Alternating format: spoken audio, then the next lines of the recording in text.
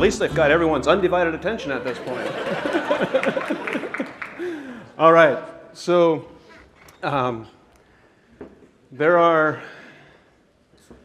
it is awesome to be here. It's an honor to be here at this event. This is the first time that I've been at an event of this size in Iowa. And you know, there's this interesting perspective that when you go to events, biological, ecological, agricultural conferences on the coast, it's common to have conferences with 800, 1,000, 5,000 people showing up. And there is this perspective that this doesn't happen in Iowa and Indiana because they have life too easy, and that there isn't enough motivation, there's not enough drive and not enough vigor being focused on the opportunities of regenerative agriculture. So it's exciting to be here. It's exciting to see the energy in the room. And I had the good fortune of having breakfast with Lauren this morning, Lauren Steinlage, who I'm sure all of you know. And where is Lauren? There he is. Congratulations, Lauren, on the award. Really appreciate all the work that you've done for the community over the years. There are a number of directions that I could take the conversation. I was thinking this morning about some of the pieces that I could talk about, some of the things that we've learned over the last 15 years that we've been working in this regenerative agriculture space. But I think before we go into any of that, it makes sense to understand a little bit about where you are, where you're coming from, in particular your familiarity with some of the things that I've been talking about for the last decade. And so I'd love to just see a show of hands. How many of you have heard my voice before, either on the podcast, the webinar? Okay, wow.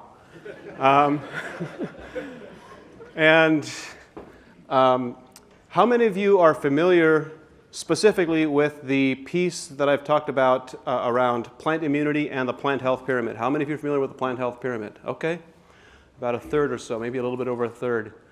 And how many of you are familiar with the concept of carbon induction, what I call the carbon induction diagram? That is a spiral diagram that describes how plants rapidly build soil organic matter. Only a handful. All right, thank you. So I think within that, with that context, I'm going to dive in. There's a few pieces that I want to talk about. I'll touch on the plant health pyramid a little bit. It's a familiar topic for many of you, but I want to introduce it for those of you who have not heard of that before. Speak a little bit about plant immune systems. And then I really want to go into some detail on nitrogen management and the opportunity to use microbial inoculants for nitrogen fixation and how to think about those and manage those. And reality is I have a few other pieces as well related to agronomy and plant nutrition management at specific stages of plant development. But we've had a series of experiences over the last decade where I've become persuaded that it is entirely possible for us to use microbial inoculants to supply 100% of a crop's nitrogen requirements quickly. I'm not talking 10 years, I'm talking a year or two. And to the tune where we have farms that we've worked with for some time now that are routinely producing 220, 250 bushel per acre corn yields with no outside nitrogen applications. And there's a few extreme examples in south central Kansas, southwestern Kansas, where there is dryland irrigation and some, dryland production and some irrigated production as well. And particularly in the dryland, there's the belief that there isn't enough moisture to grow a cover crop. So there is no nitrogen coming from a cover crop. There is no nitrogen coming from manure or compost. The only nitrogen source that we know of is coming from biological fixation. And in a decent rainfall year, we're producing 200 plus bushel per acre corn, with 100% of the nitrogen coming from soil biology. So there's a lot of opportunity potential there, but we're going to have to start managing and thinking about our soils and our soil profiles very differently if we want this to be a success, because I'll give you a bit of a teaser here, but the easiest way and the most effective way to shut off biological nitrogen fixation is to put on a nitrogen application. That will shut it down very quickly. All right, so To give you a bit of context, for those of you who haven't heard my personal story, background, I grew up on a family fruit and vegetable farm in northeast Ohio in the snow belt south of Lake Erie. We're about 20 miles south of the lake and about 30 miles west of the Pennsylvania border. And our average snowfall when I was growing up was around 90 inches a year. And now, I don't know, it might be 20, 25, not more than that. So there have been significant changes in rainfall patterns. We're in a zone of about 45 inches of annual rainfall. And the second highest cloud cover zone in the continental 48, second only to Seattle. So we would have 220 days of cloud cover per year. And so the combination of cloud cover, rainfall, produced a very high humidity environment, which is the perfect petri dish for disease proliferation. So on a fruit and vegetable farm, we're doing very intense fungicide, insecticide applications. And we came to discover, we had some very interesting experiences. In 2002, 3, and 4, we had 3 consecutive years that we lost greater than 70% of our crops to a variety of different diseases and insects that we were not successful in managing and controlling with pesticides. And then in 2004, the third year of this 3-year period, we had this fascinating experience where we started renting a field from a neighboring dairy farm that had been planted. The dairy farm had a corn, small grain, 2 years of hay rotation. And on the soil that we'd been managing the prior decade, we would grow cover crops during the winter months every winter, but it was in vegetables every summer and had intense pesticide applications every summer. So there are these 2 fields that are long, narrow strips that are being tilled and planted up and down the slope because of their narrowness. Now that we're farming both fields, we switched the row direction 90 degrees and started planting across the former field border. We planted this field into cantaloupe in 2004, and on the old soil that had the previous decade of intense pesticide applications, at harvest time, we had 80% of the leaves infected with powdery mildew. And on the new soil, there was no powdery mildew. There wasn't 5%, it wasn't 10%, it was 0. You couldn't find any powdery mildew in this section of the field. There was this clear, sharp knife line right down to the center of the former field border. And in fact, it was so pronounced that there were healthy vines growing right in amongst the unhealthy vines from plants that were planted 2 feet apart.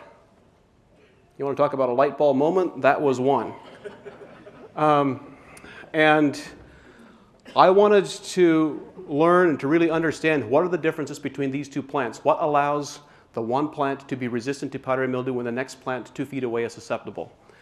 And what I learned over the course of the next several years with a lot of reading and studying and having some very good mentors was that plants have an immune system much the same way that we do, but we know that our immune systems don't all work equally well. Some people's immune systems are much more effective than others, and immune system effectiveness is dependent, if you boil it all the way down to the foundational fundamentals, there are 2 fundamentals. That's it. Nutritional integrity and microbiome integrity. Nutrition and microbiome. And as it turns out, the same concept is true of plants as well, that when plants have nutritional integrity and microbiome integrity, they have the capacity to be completely resistant to all insects and all diseases. And this was a completely foreign concept to me. We had never considered or thought about using plant nutrition to produce disease and insect resistance. Anyway, flash forward, we made a transition on the farm. By 2006, we were completely pesticide free. Flash forward to today, that experience led to the founding of Advancing Eco-Agriculture in 2006, where we initially started as a consulting company. And today, we're a team of about 80 people working on some over 4 million acres, mostly here in North America. We're doing a little bit of work in South America and a few other continents, but it's mostly here in North America. And that 4 million acres is about 55 different crops. And those, to just give you some quick insights, because I think some of this context becomes important to kind of understand some of the pieces that I want to bring forward. The scope of the work that we do, when we start doing consulting work with an operation, we take a very systemic approach to trying to understand the full ecosystem of what's happening with plant agronomy. So the laboratory analysis that we conduct is soil chemistry, soil biology, and if it's relevant, irrigation water quality, and then actual measured absorbed plant nutrition using plant sap analysis every 14 days of the growing season on high-value crops. It's too much for me to talk about here, but I'm really excited about some of the advancements that are happening with our ability to measure soil biology. Over the last several years, we've been working with the biome makers analysis, and about 3 months ago, Dr. Laura Cavanaugh joined our team at Advancing Eco-Agriculture, and what she is bringing forward is, it's not a new innovation, it's a decade old at this point, but it's new and being applied to agriculture, a technology that is called micropore DNA analysis. The sensor is smaller than the microphone that I'm holding in my hand. It costs less than $1,000, but there is then, of course, the sample preparation, there's chemicals, there's time, there's training that are required. But what Laura's bringing for us is that we are able to measure the complete microbiome, a complete genomics analysis of the biology in the soil root profile and in the leaf and the plant leaf for a cost of under $50 in about 4 minutes. So I'm quite excited about the opportunity for us to be able to measure what's happening with the plant microbiome and correlate that to nutritional profiles. So in this systems approach, we don't just look at laboratory analysis. You can never do that because it will lead you astray because of all the blind spots that lab analysis has. So we also make all these observations and ask all kinds of questions to try to understand what is the reproductive vegetative balance in the plant, what are the disease and insect presence, because with the data and the experience that we now have after being in this space for 15 years, if a grower tells me that he has tar spot on corn, that immediately links to a specific nutritional profile. I know that you will not have tar spot showing up in corn unless you have oxidized manganese in the plant leaves. I know that if you have powdery mildew showing up on cantaloupes, you will have inadequate manganese and phosphorus. I know that if you have spider mites showing up on corn, you will have high levels of ammonium and not enough magnesium and sulfur. We can now correlate specific nutritional profiles to specific disease and insect pests, which is incredibly powerful because that means we can also prevent these pests from ever becoming a problem in the first place. So that set of analysis, laboratory analysis, and field observations then translates to a very thorough set of recommendations that includes soil amendments, fertilizers, and all these various pieces that are needed to make the entire system work together. So when we think about soil and plant ecosystems, plants and soil synergize in this cycle. We have this constant cycle, and this is the way the cycle commonly works.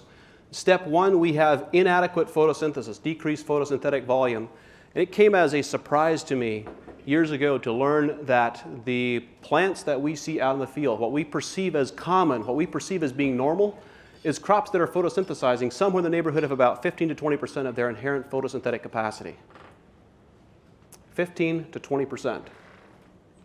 Now, it's not reasonable to expect that you'll ever get to 100% in an outdoor agriculture environment, because to get to 100% requires perfect lighting, perfect temperatures, perfect water, perfect levels of carbon dioxide. That's not going to happen in an outdoor environment. But it's not unreasonable to expect to get from 15% to 40% or to 60%. And when you do that, when you get from 15% to, let's say, 45%, and you're able to maintain that through the entire growing season, that means you've tripled the quantity, the volume of sugar that that plant is producing in every 24-hour photoperiod. But the fascinating part, and I won't have the time to get into this in detail today, but what happens is that when you have a plant that you get triple the sugar production over the course of that plant's entire life, does that mean you get triple the yield? No, usually not. You might get a 20% or a 40% yield bump, depending on the context of what we're talking about, or even more. So the question is, the follow-up question to that is, can you expect to get a larger plant biomass? And the answer is usually not to that degree, not 3x more biomass. Again, might be 20% to 40% more. So if all the additional sugar is not going into plant biomass and it's not going into grain, then where is it going? Down into the root system and out through the roots as root exudates. And this is the power I've been speaking about this in terms of percentages, but if you translate those percentages into actual math and actual pounds per acre of carbon and carbohydrates, we're talking about a corn crop. Instead of a corn crop depositing 1,000 to 1,500 pounds of carbon in the soil profile, you've increased that to 5,000 to 6,000 pounds. So 4 to 5x increase. There's a disproportionate increase. So in other words, you can triple the sugar production, which gives you 5 to 6 times the sugar content in the soil profile. This is how you rapidly build soil organic matter. So anyway, the point being, in this cycle, we have plants that are at low levels of photosynthesis, which means that you have fewer sugars going out to the root system, which means that you have compromised microbial activity, and that compromised microbial activity leads to poor mineral absorption, which leads to poor crop nutrition, inadequate crop nutrition, pest susceptibility, and poor grain quality. Here's the same cycle except in reverse. Now you've increased photosynthesis, which means that you have more sugars going to the root system, which accelerates your microbial populations and gives you better nutrient absorption from the soil profile and gives you increased yields, increased pest resistance and quality. Now, the fundamental point I want to make here is that these two cycles are exactly the same except in reverse.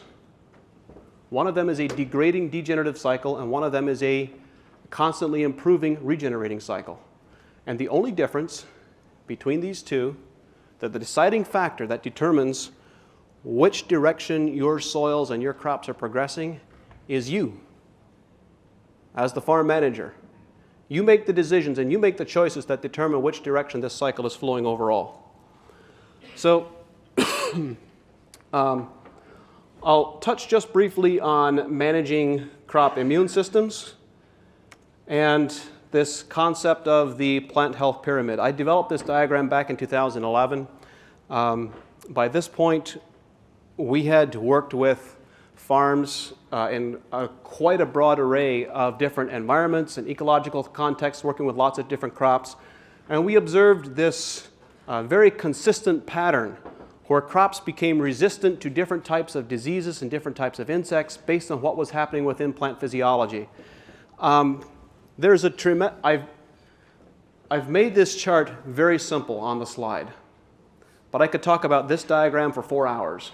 There's a tremendous amount of science behind it, and if you want to dig deeper, I'll point out a couple of resources that we have online. You can just do a simple search for John Kempf Plant Health Pyramid, and you'll get all kinds of resources of stuff that we put online around this pyramid. But let me give you a quick introduction. The first level, that's titled carbohydrates at the bottom of the pyramid, is when you have plants where you've now increased photosynthesis from the baseline of 15 to 20% up to, let's say, 30% or above. And what happens here is two things. First of all, you have a higher quality of photosynthesis. You have better carbohydrates, more complex carbohydrates being developed, and also you have a larger quantity. So there's both a quality and a quantity component, increased volume and better structure. And as the carbohydrate profile changes, we find that plants quickly become resistant to the soil-borne pathogens, so verticillium, fusarium, rhizoctonia, pythium, and so forth. When we have these types of organisms in the soil profile, I actually have an article coming out next month. That's a follow-up. Roughly a year ago, I wrote an article titled Seeds with Speed, and I'm writing a follow-up that's titled Seedlings with Speed. And I'm going to pause here for just a moment to elaborate on this. The first 2 weeks of a seedling's life after a seed emerges, it is critical that the entire root profile is colonized with healthy biology, with disease-suppressive biology. And this fails to happen in the first 2 weeks. It fails to happen immediately. It usually takes about a 2-week window for this to happen on most planted seeds because of a whole host of reasons. Not having good biology on the parent seed, being compromised with seed treatments in some cases, and also not having, seed treatments, not having good microbial populations in the soil profile. This is really important because what I've been learning is that these diseases, these organisms that I just got done speaking of, I'll use fusarium as an example. In many cases, fusarium will actually penetrate the root system and quote-unquote cause an infection, but there will be no visible symptoms for weeks or months afterward. And so often when we see diseases showing up, not often, but from what I understand, the great majority of the time, some 90+% of the time, if we have a disease, a root system disease that shows up late in the season, that disease actually gained its first foothold in the first 2 weeks after germination. That's when it really started. And that is why getting that root system colonized immediately upon germination is so important. And I'm going to come back and touch on this point again. All right, moving on. Second stage of the plant health pyramid is when plants absorb all the nitrogen that they absorb in whatever form is immediately converted to complete proteins. It is not held inside the plant sap in the form of nitrates or ammonium or urea or soluble nitrogen compounds. And at that stage, they become resistant to the sucking and chewing insects. So these are all of your larval insects. Insects such as cabbage looper, corn earworm, European corn borer, corn rootworm, wireworms, nematodes. And the pathway, actually I missed giving you the solution for level 1. Here's the spot where you want to be taking notes. So level 1 is, I'm going back a step here. Level 1, carbohydrates, can be achieved simply by making certain that plants have enough of these 5 elements. They need to have enough magnesium, manganese, iron, nitrogen, and phosphorus. Now I want to make sure that I'm well understood. I'm not suggesting you need to add more of each of those 5 elements. I'm suggesting you need to make sure that plants have enough of each of those 5 elements. So those 5 elements again were magnesium, manganese, iron, nitrogen, and phosphorus. Now the interesting part is that phosphorus is a bit of an outlier. No, I'm not going to get into that explanation. I don't have time. Second, proteins. Here's the solution for level 2, proteins. In order to have a plant absorb nitrogen in different forms and immediately convert these various forms of nitrogen into complete proteins, plants need to have adequate levels of 4 elements: magnesium, sulfur, molybdenum, and boron. That list again is magnesium, sulfur, molybdenum, and boron. That combination is so effective, magnesium, sulfur, molybdenum, and boron is so effective that you can put on a foliar application of those nutrients and kill insects that are present on your crop. The insects that are in this category, you can kill them once they're present on a crop, greater than 90% of the time, simply by completely, radically, quickly changing that plant's protein profile. Then we get to level 3. Level 3 is when plants have a surplus of energy and they start storing the surplus energy in the form of fat. Exactly the same thing that animals do, or that people do. If we have surplus energy, we store it in the form of fat. Plants do exactly the same thing. And you see this visually in the field when you have this glossy, waxy sheen on the leaf surface. So that glossy, waxy sheen is an expression of plants that have a high wax content, high lipid content. And at this stage, many plants become resistant to the airborne pathogens, fungi, bacteria, such as rust, mildew, etc., that land on the leaf surface and cause an infection. And then the 4th stage kind of flows from together with level 3, and the 4th stage is when plants begin producing higher concentrations of these compounds that are called plant secondary metabolites or phytonutrients. In plain English, we call them essential oils. These are compounds, all plants produce these phytonutrients as plant protectants to protect themselves from ultraviolet radiation, from insect attack, from disease attack, and so forth. And it's at this stage that these compounds that plants produce, at this stage, these resistance mechanisms shift from passive immunity to active immunity. In the case of level 1 and level 2, if we change the plant's nutritional profile, all we're doing is we're simply removing a food source. These plants are no longer a viable food source for these organisms because we've changed the nutritional profile. But at level 4, many of these compounds that plants produce inhibit digestion by insects. They are antiviral, they're antifungal, they are antibacterial, and they are deliberately designed to kill.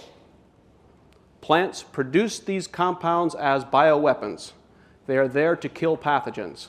And so at this stage, these plants become highly resistant to all types of insects, particularly to the beetle family, Colorado potato beetle, Japanese beetle, marmorated stink bug, the list goes on and on. I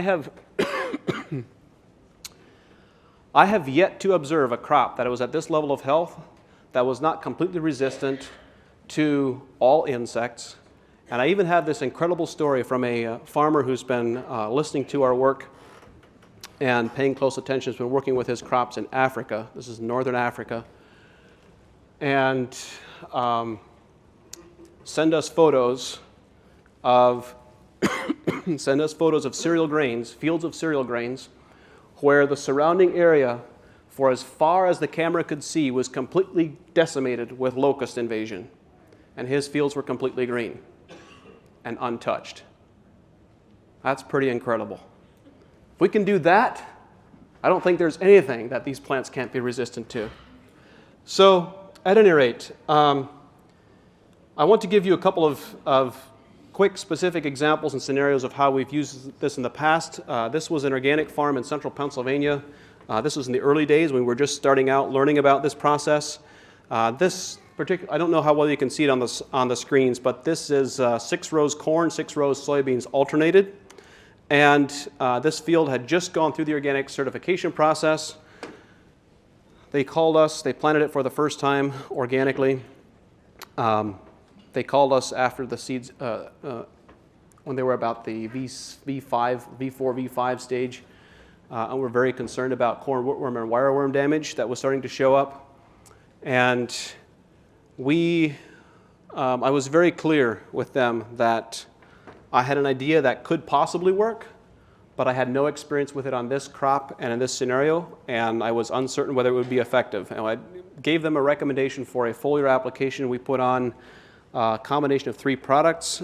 They were a product called Photomag, which is the nutrient combination that I gave you a little bit ago, plus C-Stim, which is a liquid seaweed product, plus C-Shield, which is a liquid crab shell, shrimp shell product that is known to serve some of the ingredients, the components, are known to function as an immune elicitor. They will trigger an immune reaction inside the plant. So they put on this foliar application, and at double the rates that I recommended. None of you ever do that, right?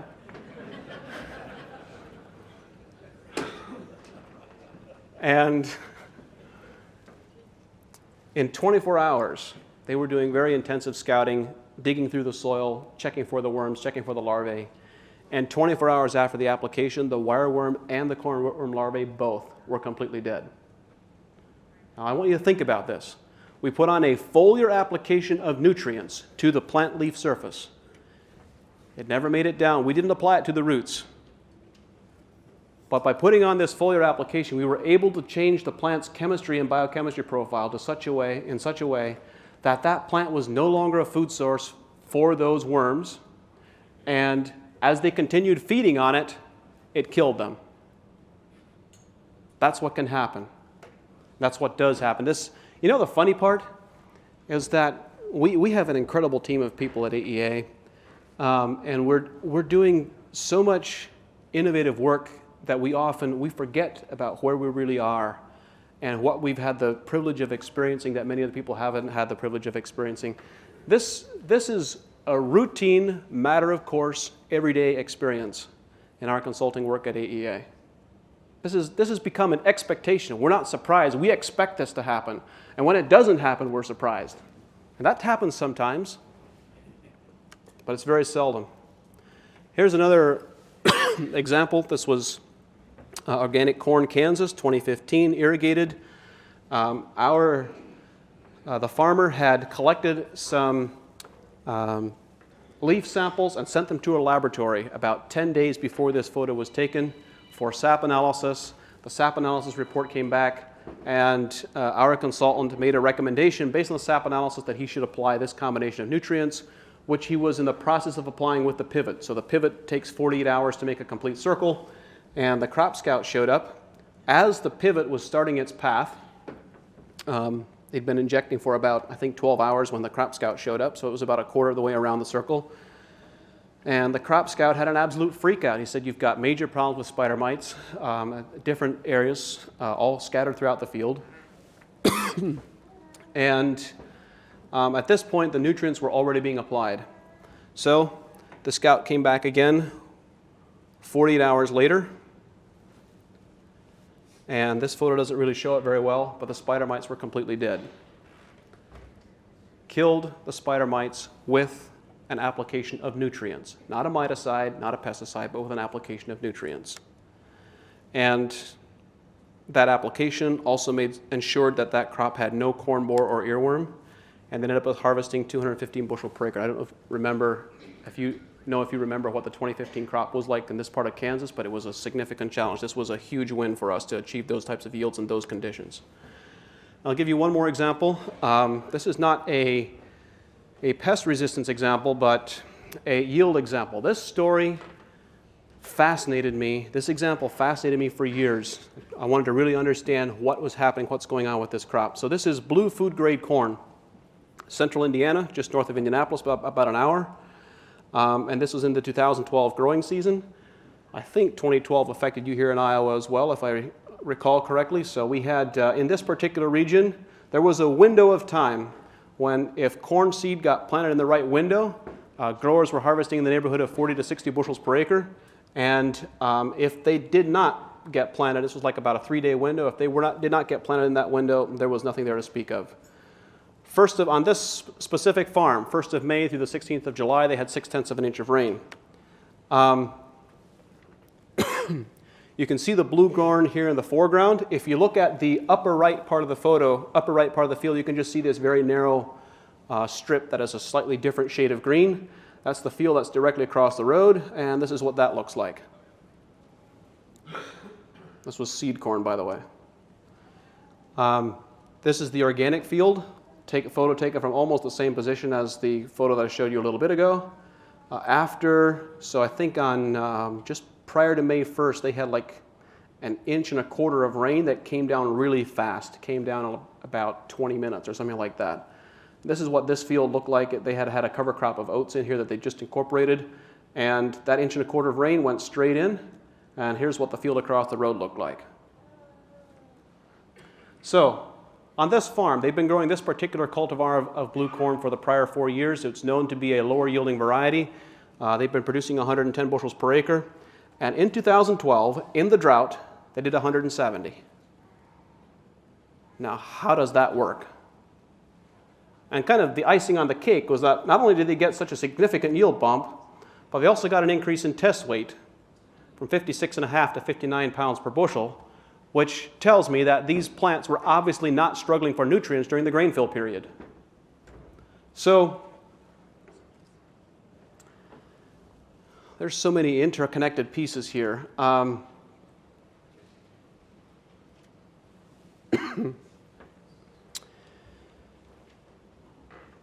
When I was just reading, learning, studying, starting down this pathway 15 years ago, I picked up the second edition of Horst Marschner's book, Mineral Nutrition of Higher Plants.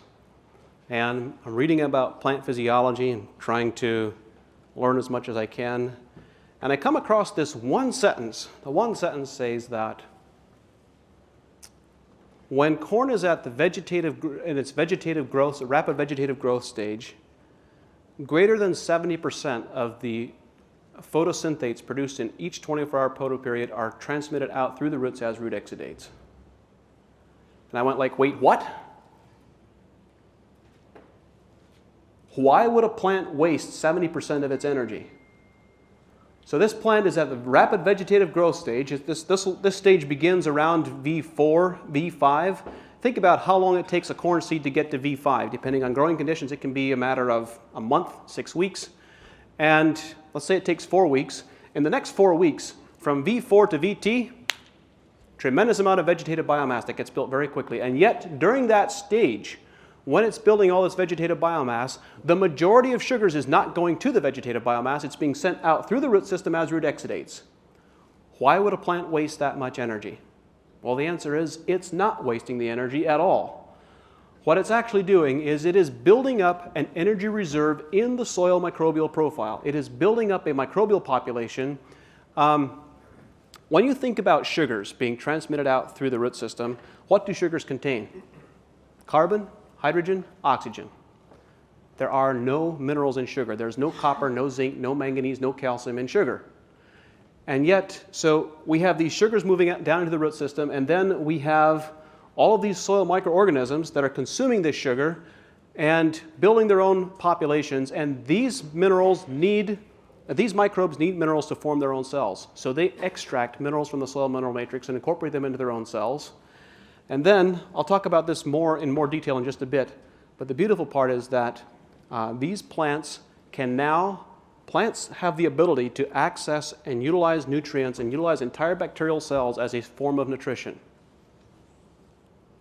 And the best part is, it can happen in the absence of free soil water. So you can have very dry soil conditions, and plants can still get nutrition from biology when they can no longer get nutrition from water-soluble nutrients. There's two fundamental problems with water-soluble nutrition. The first is that it leaches out with the water, and the second is that second problem with water-soluble nutrients is that when the water disappears, so does the available nutrition. And one of the fundamental powers and values of microbial nutrition is that it continues to provide plant-available nutrients even in the absence of free soil water. I'm going to touch on this more in just a bit here.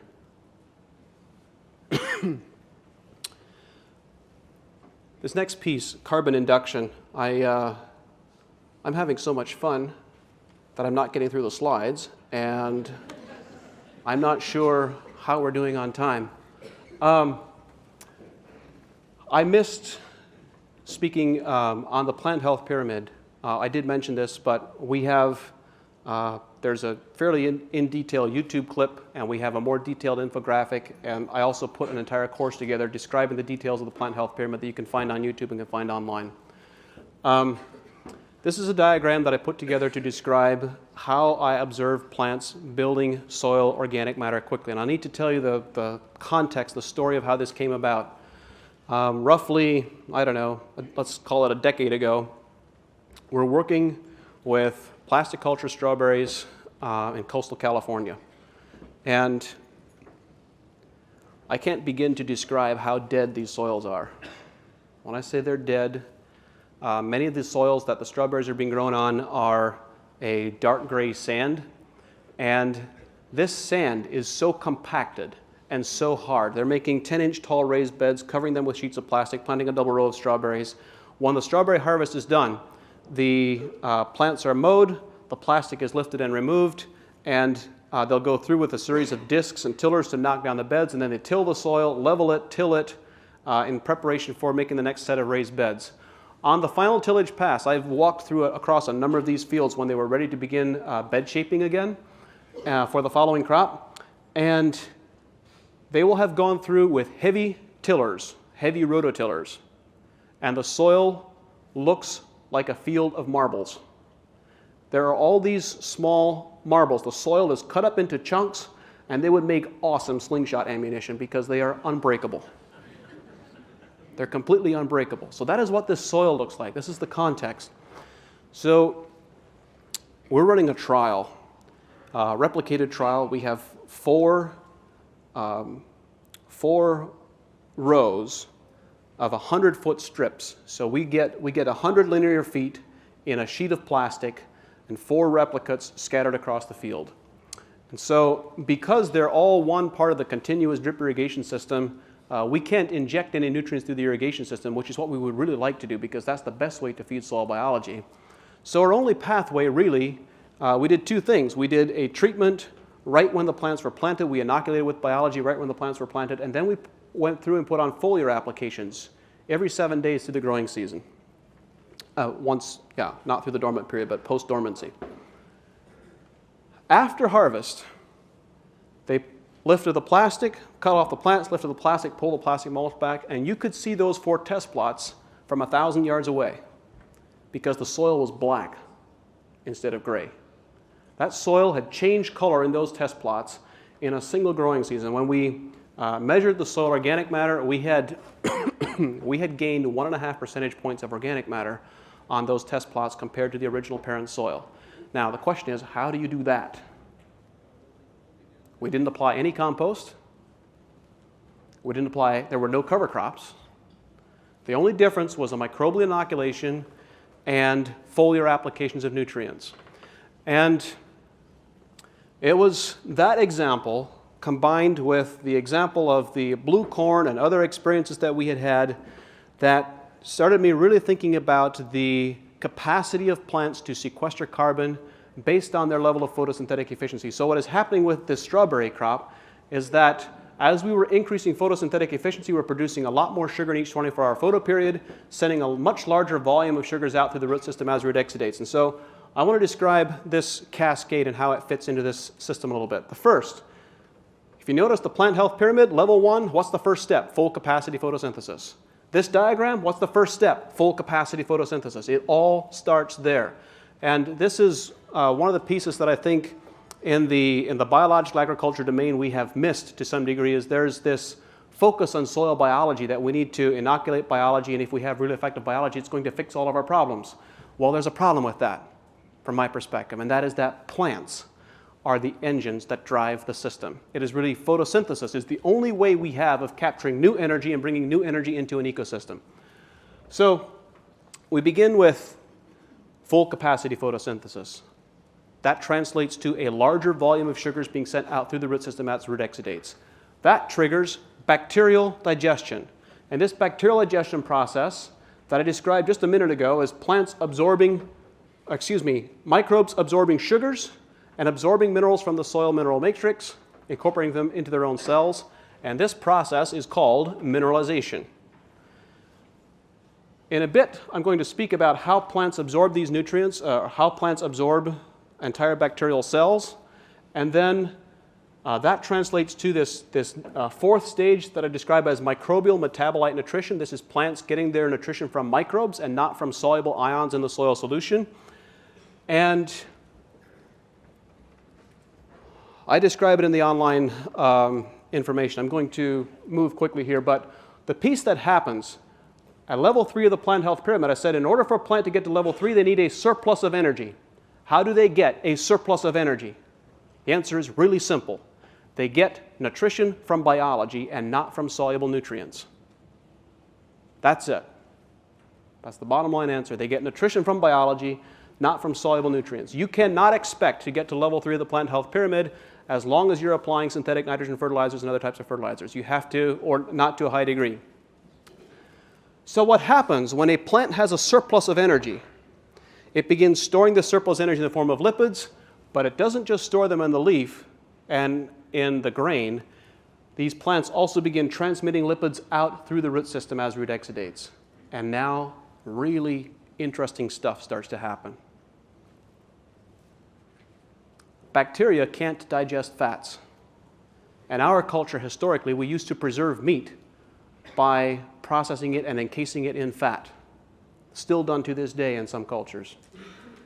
And what happens when you get these fats, these oils, these lipids being sent out through the root system as root exudates, that greatly enhances the fungal population because fungi can consume fats, and they begin consuming fats and using them as an energy source, and you really stimulate the soil fungal population. So this includes mycorrhizal fungi, but it's not exclusively mycorrhizal, it's the total soil fungal population.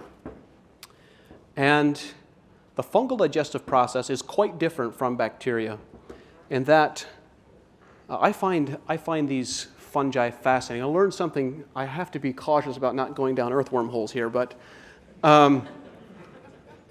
did you know, so mycorrhizal fungi, a single mycorrhizal fungi can very easily be 10 to 15 feet in diameter.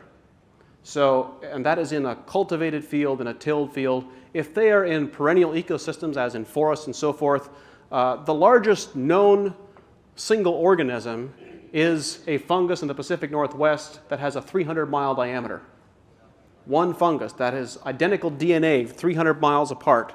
One fungus. But you know what's even more amazing than that? So you have these mycorrhizal hyphae networks that are in an agricultural soil. Let's say they're 10 to 15 feet in diameter. That is one single cell.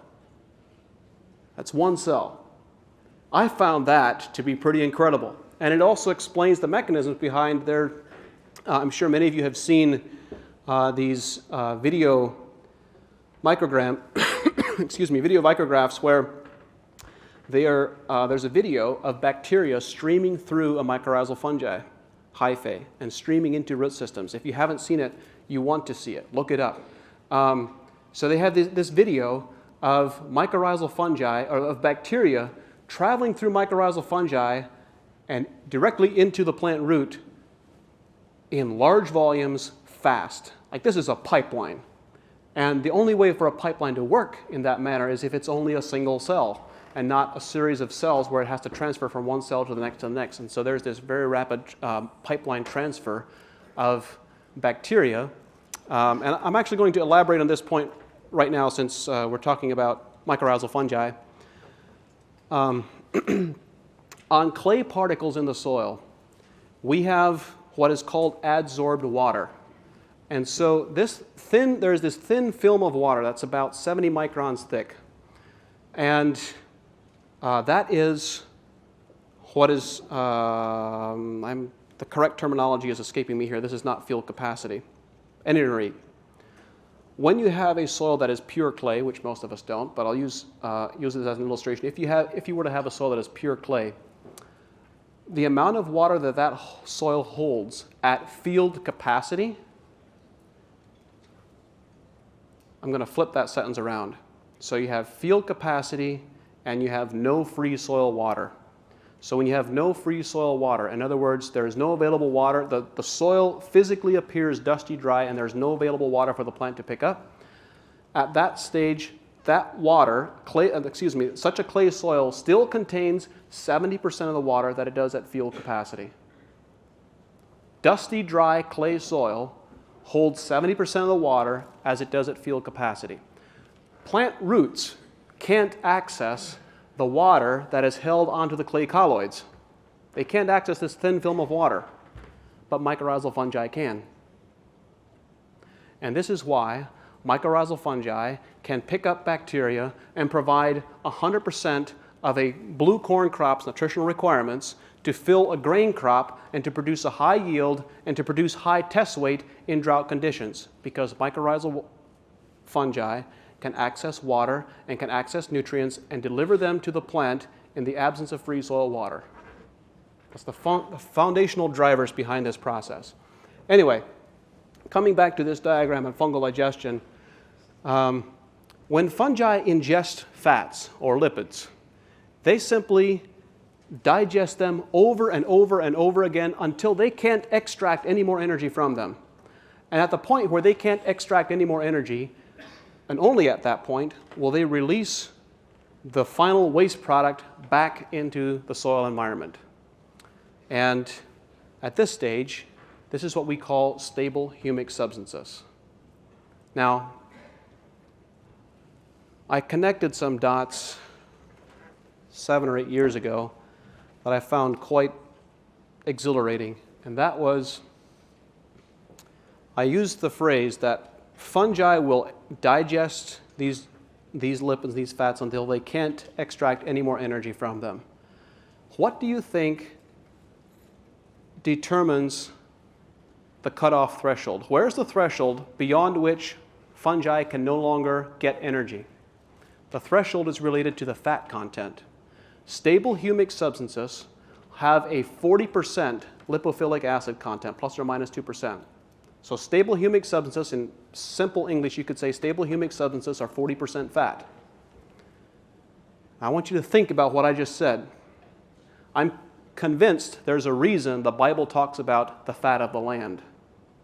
The fat of the land is stable humic substances.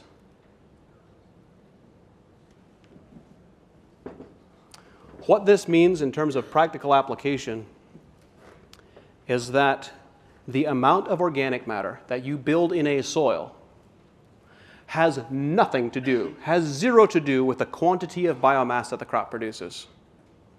You could have a sorghum Sudan grass cover crop that has 10,000 pounds of biomass per acre and produce very little stable organic matter in the soil profile if that crop has a low fat content. Let me say it differently. If you have two fields that both have 5,000 pounds of crop biomass, but one of them has 3% fat content and the second has 6% fat content on a dry matter basis, the field that has a 6% fat content will produce twice the amount of long-term stable organic matter as the field that has 3%. So what I want to point out is that you need to prioritize and you need to place value on plants that are at level 3 of the plant health pyramid that have high levels of fats. And this is what was happening with the strawberry crop in California. The strawberry crop in California was healthy enough that it was producing high enough fat content to feed the fungi that we had inoculated in the soil profile, and was building stable organic matter and turning soil that looked like an ocean of marbles into soft, rich, black topsoil. It was an incredible regeneration, and it happened in a single growing season. Here's the important part. It happened in a single growing season while we were growing a crop. You can do this while you're growing corn. You know, the amazing part is when I started down this pathway, if you go back into the literature in the 60s and 70s, if you ask the question, look at the conversations they were having at that point, what was the fastest way to build soil organic matter? The answer was to grow corn. Because corn has a C4 photosynthetic pathway plant, it's a very efficient photosynthesizer. It's the fastest way to sequester carbon and build organic matter quickly. Today, you want to ask the question, what's the fastest way to lose organic matter? It's to grow corn. So what's different? What's different is the systemic abuse between 1970 and today of how we've abused our soils and have lost our soil microbial populations so that they have a completely different effect on the plant. We have plants that are completely different levels of health. Anyway, don't need to go into all that. So I want to give you one other example of what this looks like. This is a farmer that we'd worked with in central Pennsylvania for several years, an organic dairy farm that sold his farm and relocated several hours further west, started a new farm. On the new farm, there was a 40-acre new seeding alfalfa field that was in very poor condition. It was in dismal condition. The farmer pulled soil analysis. He had a local agronomy company put together a blend of compost and K-mag and gypsum and rock phosphate and a number of different soil amendments, trace minerals that were then broadcast over the entire field. So the entire 40 acres got the same treatment from a soil amendment perspective. And then he split the field into 3 sections. One section got a single foliar application. The second section got a foliar application. So let me pause, back up for just a bit. The entire field received a single foliar application after the first cutting. So this is about 7 to 10 days after the first cutting. And then the second section got a foliar application after both the first and the second cutting. And I was there. I stopped in to visit the farm the morning of when they were planning to harvest the third cutting. So I pulled some photos of the third cutting. This is the leaf on the right is from the section that had 1 foliar. The leaf on the left is from the section that had 2 foliars. And you look at that and there are obvious differences in leaf coloration, definition, length to width ratios and so forth. And you say, yeah, it looks like it's really significant, but so what? That's one leaf. You can fudge that, right? This is what the entire plants look like. So plant on the left got no foliar, plant in the center, single foliar, plant on the right, 2 foliars. In terms of yield numbers, this was dry weight biomass for that cutting alone. Sorry, no, I shouldn't say dry weight. This was harvest weight, which is dry hay. I think it's 11 or 12% moisture content, something like that. The section with no foliar was a 3/4 ton per acre. Single foliar was 1¼ tons per acre. 2 foliars was 1½ tons per acre. Now, there are lots of interesting details about this story. For example, the leaf on the left has the narrowest diameter, the stem on the left has the narrowest diameter stem, and yet it's hollow. The plant on the right has the largest diameter stem, and it's filled. And I learned something fascinating. None of you in Iowa grow alfalfa, so why am I talking about this? But the which of these two would you expect to dry down the fastest? And there's an important clarifier. This is not crimped. This is dry hay that's not crimped. Which would you expect to dry down the fastest? My expectation, my first guess was the plant on the left would dry down the fastest. But it didn't. It's the plant on the right that dried down the fastest. And the difference was, the plant on the left, the leaves rapidly wilted and the stem stayed green. And the plant on the right, the leaves continued to respire and they sucked all the moisture out of the stem, and the stem dried first and the leaves dried last. Isn't that amazing? It's remarkable. The point that I want to make, though, is if you were to do a forage analysis on these two plants, there's no question that the plant on the right is almost certain to have a higher nutrient content. It's going to have more iron, more manganese, more magnesium, more calcium, etc. In case of calcium and potassium, it's probably significant. It's probably going to be measured in at least 20 to 40 pounds per acre more. And yet, the foliar application that was applied didn't contain a single ounce of additional calcium. So where did all the additional calcium come from? It came from the soil profile. And it came from the soil profile as a result of microbial mineralization. But the real point, the point behind the point is, we are thinking about this, and I'm framing this conversation in terms of the biomass above the soil profile, but what changed in the biomass below the soil profile? If we removed 1.5 tons of biomass per acre as hay versus the 3/4 tons, so we removed double the biomass, that also means there was double, at least, probably more, at least double the quantity of carbohydrates in the soil that was feeding biology. And this, fundamentally, is one of the reasons why I've been a champion of well-designed, and that's the key qualifier, well-designed foliar sprays. Because well-designed foliar applications are jet fuel. They are a key to hack the system and to accelerate that photosynthesis engine that drives everything else that happens in the ecosystem. All right, how are we doing on time? Can someone give me an indicator? Because I'm just up here having fun. 10 minutes. Yep. Whoa, how did that happen? All right, I am going to bounce down. It's unbelievable. I didn't even make it halfway.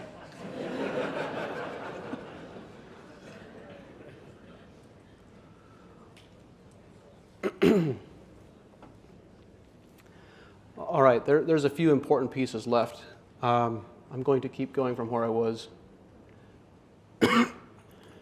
There's two important pieces left for me to talk about, and then if we have time, hopefully I'll open it up for Q&A. So I'm going to open this by making a fairly strong statement, and the statement is this. The majority of yield loss and grain quality loss is a direct result of excessive nutrients that farmers apply at the wrong time. And if I could get all the farmers in Iowa to stop applying, well, actually, hang on just a second. How many of you apply nitrogen in the fall? All right. How many of you are afraid to raise your hands?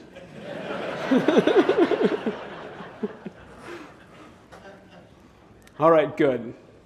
I'll stop whipping that post. I'm going to use an example from a crop that is not corn and that is not soybeans, deliberately, because sometimes it's easier for us to see others than it is for us to see ourselves. This was an experience that we had that really drove this point home for us. This is on a cherry grower in the Pacific Northwest. I think this is in Oregon. And at the time, this was before the Trump era, the largest market for high-quality, premium-quality cherries was Asia, and they had a specific parameters that they needed to meet in terms of size and firmness. And with the industry standard approach, with lots of nitrogen and potassium fertilization, the idea was you can grow large soft cherries or small firm cherries, but it's very difficult to grow large and firm cherries, which is something that we were able to figure out for them. So this is what these cherry orchards look like. It's an incredible experience to be here. We work with them on, so this this diagram, across the bottom of the chart, you have what is called row size, 9, 9.5, 10 row size. So you want the cherries to be further left on the chart because that indicates a larger row size, a larger cherry, and therefore a premium price. And if you can see, the blue line, the group in blue is shifted to the left of the group in brown, which is the treated versus the untreated. And I am missing a couple of slides here, so I'm going to just fill you in on the rest of the story. When we first started working with this grower, his standard application, a standard part of his protocol was that at spring, once the buds started breaking, you started getting to the pink stage, they would put on foliar applications of 5 pounds per acre of triple 20 every 14 days. And we're just introduced to this grower. He's just starting to work with us. And our first recommendation right out of the gate is you can't do that anymore. 5 pounds of triple 20 at these early stages of plant development is a problem. You have to cut out your triple 20. And that recommendation did not go down well, to say the least. He used to buy triple 20 by the semi-load. It was his favorite, he acknowledged that this was his favorite fertilizer. So he split this Grossmiller block, and half the block pulled out the triple 20 until 2 weeks after pollination. And the other half the block continued with his standard protocol of triple 20. So there were 3 applications made, 3 applications, 14 days apart, 5 pounds per acre of triple 20. If you do the math, that's 1 pound of potassium every 14 days. A tiny amount, right? Inconsequential. Well, that tiny amount of potassium resulted in this shift in yield, or excuse me, in cherry size that ended up just that one step of removing the triple 20 made him an additional $1,600 per acre in profit. We didn't add anything. Here's the important point. We didn't add a single thing. We took something away. And so I'm going to describe the thought process that is behind this and why this is relevant, because it matters for all of you, even if you're growing corn and soybeans. So there is this process after a blossom pollinates. I don't care if it's beans, a soybean kernel, or rice, it doesn't matter. There's this process where you have that embryo, once you have germination, pollination, you have this cell division period that lasts for about 10 to 14 days. And in this cell division period, we have very rapid cell replication. We start with 2, 4, 8, 16, 32, 64, and so forth. And the number of cells that are determined in this 14-day window determines your potential grain size or your potential fruit size. It still has to be filled, so it's not actualized yet, but it determines your potential. And the number of cells that is produced in that 14-day window is limited by calcium supply. You want to get as much calcium as possible into that embryo and into those grain kernels immediately after blossoming and pollination. And after that, it switches to cell expansion, and for the rest of the growing season, it's all about grain fill and fruit fill, and that is limited by potassium supply. And so here's what the graph looks like. In the first 14 days, you have cell division. That determines your potential. And then after that, it drops back down to 0, and now you actually have to fill that out. And this is where soybeans often fall short. It's very easy to double the pod count on soybeans. That's not a problem. But that doesn't translate to increased yield unless you actually fill those beans. And so this is why the potassium component later is so important. Here's a few slides that got moved around. This is a sap analysis from the cherry example. This is the block that got untreated, and yep, I think you can see my cursor. So untreated, potassium content is 46 and 4,700 parts per million on the new and the old leaves of the same tree. Calcium, 686 and 656. Now, again, we hardly have enough time to go into detail here, but the piece that I want to point out is that the calcium is moving to the new growth, which is an analog for saying calcium is moving into the fruit. In other words, the calcium in this tree is really moving around. It's mobile, it's active, it's not stuck. So this is the block that had no triple 20. This is the block that had triple 20. 3 pounds per acre of potassium was all it took to move the potassium content up to 7,000 parts per million instead of 4,000. And look at what happened to calcium. 534, 763. You look at that and you say, well, that's not significantly different from the numbers that we were looking at earlier. But look at the ratio between the old leaf and the new leaf. This calcium is stuck. It's stuck in the old leaves. It's not moving into the fruit. It's not moving into the new leaves. And so that difference, that looks like such a minor, inconsequential difference, but that was the difference in $1,600 per acre. It's all the difference that it made. So,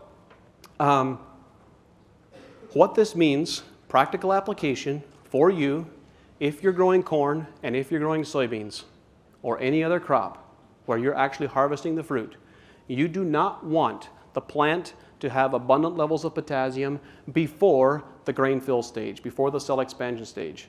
So that during that blossoming and pollination period, that 10 to 14 day window after blossoming and pollination, you want a surplus of calcium and you do not want a surplus of potassium. And for that reason, applying potassium fertilizer, particularly potassium chloride, muriate of potash, or manure that has highly soluble potassium in it at the planting period is a flippin' bad idea. You can cost yourself a lot of yield. And if I'll say this differently, you can gain a lot of yield by thinking about potassium as a side dress application later instead of just thinking about nitrogen as a side dress application later. There's a lot of yield potential there to be uncovered. So there's more that I could speak about, but there's one piece I completely did not get to talking about microbial inoculants and nitrogen, for which I apologize. But the good news is you can go to our YouTube channel at Advancing EcoAg. I've taught at this point over 100 webinars that are fairly in-depth, so this is just a teaser of probably 400 or 500 hours of content that is there, just a snapshot. So there's plenty to keep you entertained for the rest of the winter.